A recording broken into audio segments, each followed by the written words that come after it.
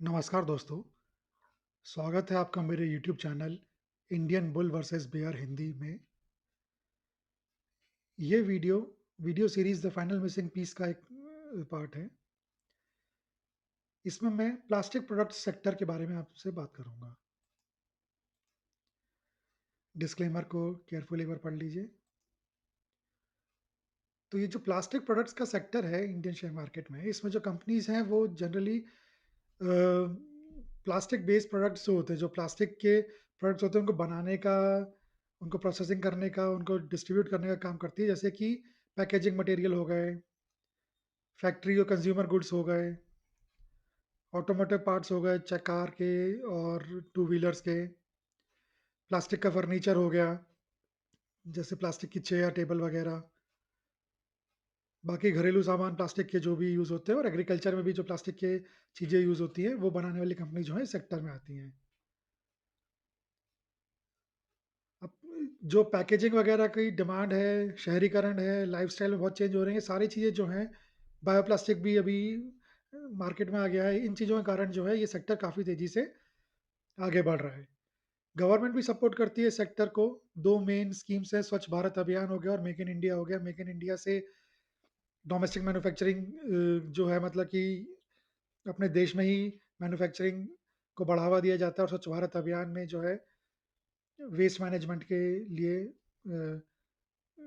Focus किया जाता है। तो ये दोनों इनिशिएटिव्स काफ़ी हेल्पफुल रहते हैं सेक्टर के लिए। लेकिन कुछ चैलेंजेस भी हैं जो इस सेक्टर को फेस करने पड़ते हैं, जैसे कि एनवायरमेंटल प्लास्टिक एनवायरनमेंट के लिए अच्छा नहीं होता, तो अगर उसको सही से डिस्पोज़ नहीं किया गया हो, तो वो एनवायरनमेंट के लिए काफ़ी ख़राब हो सकता है। रॉ मटेरियल का प्राइस वॉलेटिलिटी तो ख़ैर हर मैन्युफैक्चरिंग सेक्टर की प्रॉब्लम है ही है। रिसाइक्लिंग एंड सस्टेनेबिलिटी प्रेशर ये ज़रूरी है, क्योंकि रिसाइक्लिंग अगर जैसे मैंने कहा ढंग से नहीं हो तो बहुत नुकसानदायक हो सकता है प्लास्टिक इंसानों के लिए। और प्लास्टिक के जो सब्स्टिट्यूट है उनका कॉम्पिटिशन भी दिन ब दिन बढ़ता जा रहा है, जिस कारण से इस सेक्टर की कंपनीज़ को वहाँ से भी एक चैलेंज मिल रहा है। अब हिस्टोरिकल ट्रेंड जो है उसको देखने के लिए मैंने 5 ग्राफ बनाए हैं।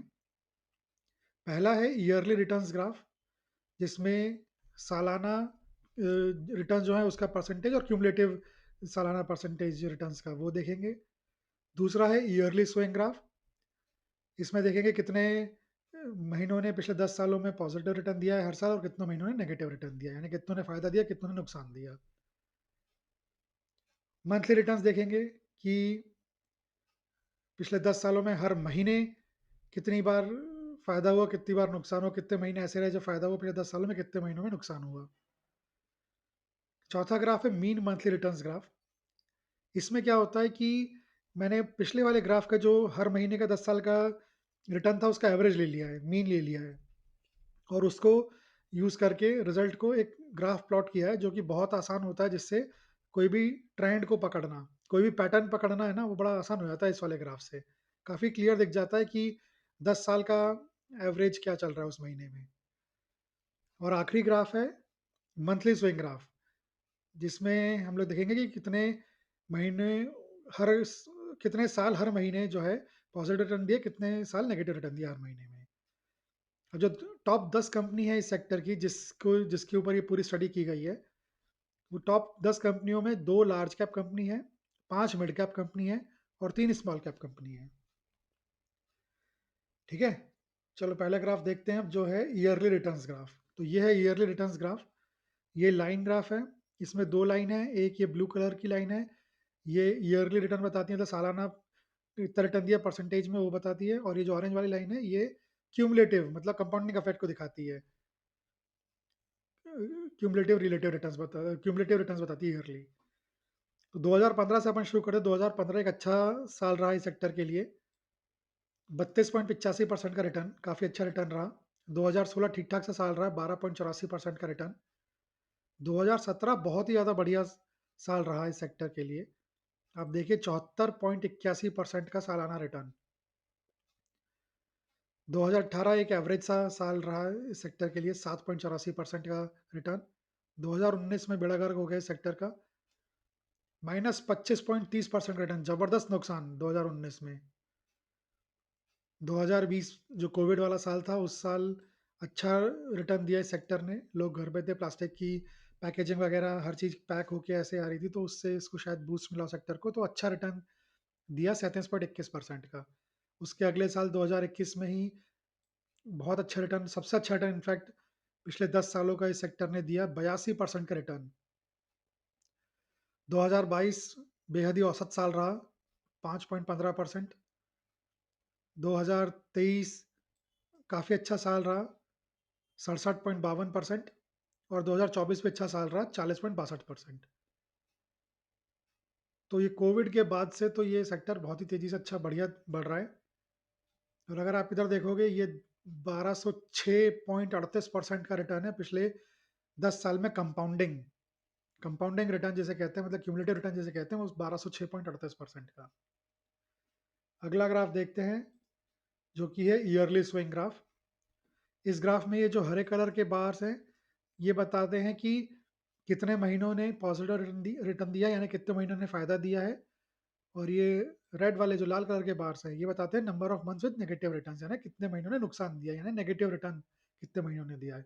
तो 2015 में 7 महीनों ने पॉजिटिव, 5 ने नेगेटिव रिटर्न दिया।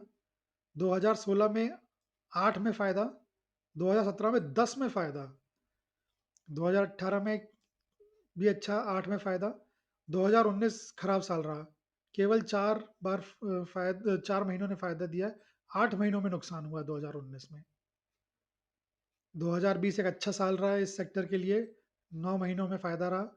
2021 और भी अच्छा, बहुत ही अच्छा साल रहा, 11 महीनों में फ़ायदा रहा, केवल 1 महीने में नुकसान दिया इस सेक्टर ने।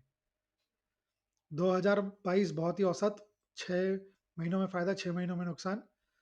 2023 अच्छा साल रहा, 8 महीनों में फ़ायदा, और 2024 भी अच्छा साल रहा, 8 महीनों में फ़ायदा।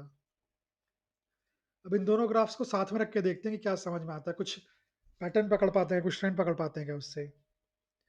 इन दोनों को साथ में रखते हैं तो पहली चीज़ क्या समझ में आती है कि क्यूमुलेटिव रिटर्न, 10 साल में जो क्यूमुलेटिव रिटर्न है, जिसको कंपाउंडिंग के रिटर्न भी कहते हैं, वो देखो आप 1206%, यानी 13 गुना से ज़्यादा पैसा हो गया।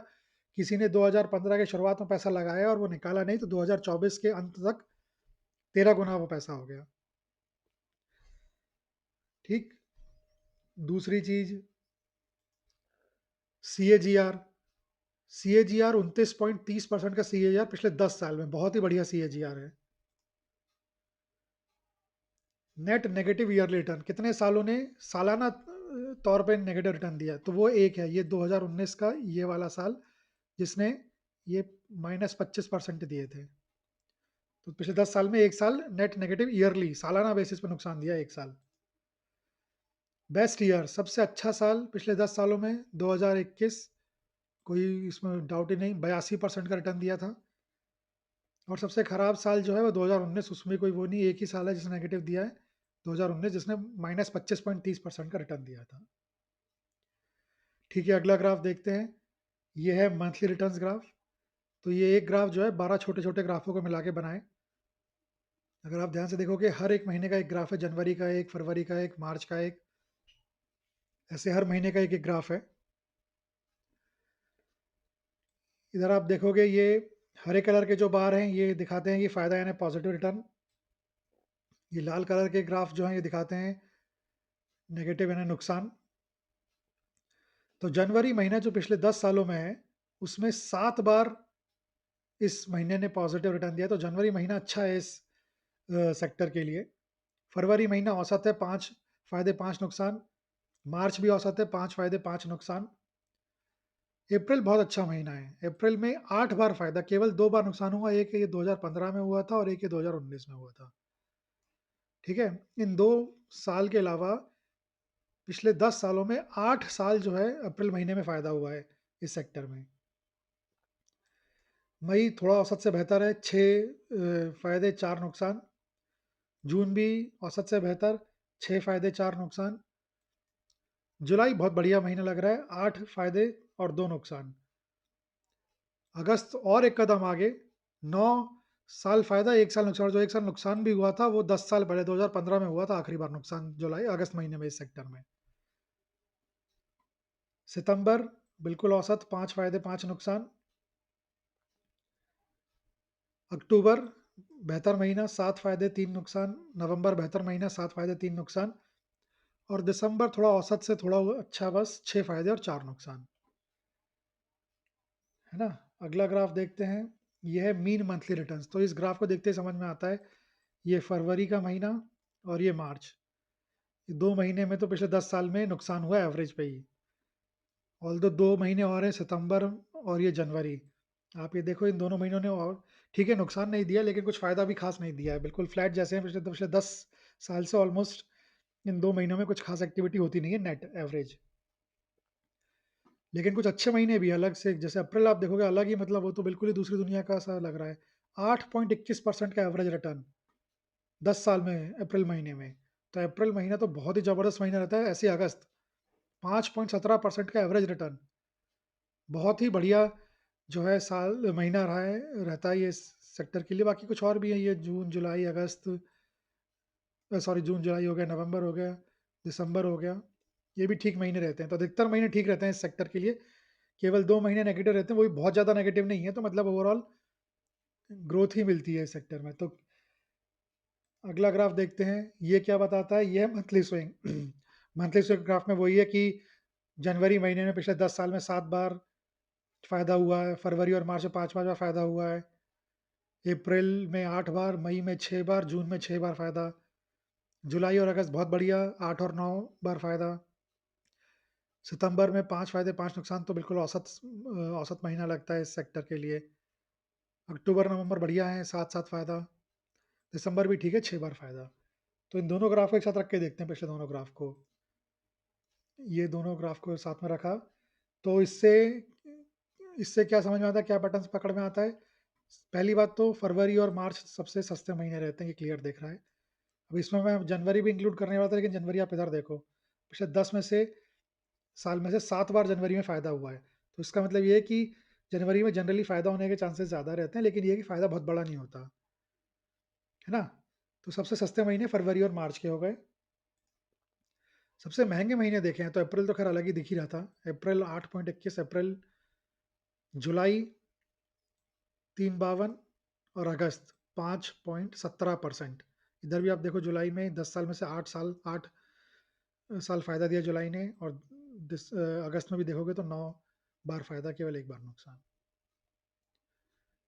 है ना? तो ये मैंने आपके सामने सारे ग्राफ रख दिए। पैटर्न पकड़ना बहुत आसान है, मुश्किल ग्राफ बनाना पहुँचना तक होता है। ठीक है? तो अब आप अपने आप इसमें से पैटर्न देखिए, आपको और कुछ समझ में आता है, कोई और पैटर्न जो मैं मिस कर रहा हूँ, वो पैटर्न आप पकड़ पाओ तो बहुत अच्छी बात है। ये पूरे वीडियो सीरीज़ का पर्पज़ या उद्देश्य ये है कि आप खुद अपने इन्वेस्टमेंट डिसीज़न लेने लायक एक आपको एक और टूल ये मिल गया है कि आप अपने डिसीज़न ले सकते हैं। और भी बहुत सारी चीज़ें कंसीडर करी जाती हैं, लेकिन एक ये भी एक इम्पॉर्टेंट चीज़ है जो कि रिटेल इन्वेस्टर के पास कभी ये इन्फॉर्मेशन नहीं पहुँचती है। इस वीडियो सीरीज़ के माध्यम से वो सारी इन्फॉर्मेशन जो है रिटेल कस्टमर्स तक भी पहुँचा रहा हूँ, रिटेल यूज़र्स तक भी पहुँचा रहा हूँ। ठीक है, तो आज के वीडियो में इतना ही। धन्यवाद ये वीडियो देखने के लिए। अगर आपको ये कंटेंट अच्छा लग रहा है तो चैनल को सब्सक्राइब करिए, वीडियो को लाइक करिए। कमेंट में मुझे फीडबैक्स में बताइए कि कोई चीज़ अच्छा लग रहा है, कुछ अच्छा नहीं लग रहा है, कुछ चेंज करना है वो बताइए और अपने फ्रेंड्स और फैमिली के साथ शेयर करिए। मिलते हैं नेक्स्ट वीडियो में, तब तक के लिए धन्यवाद, बाय।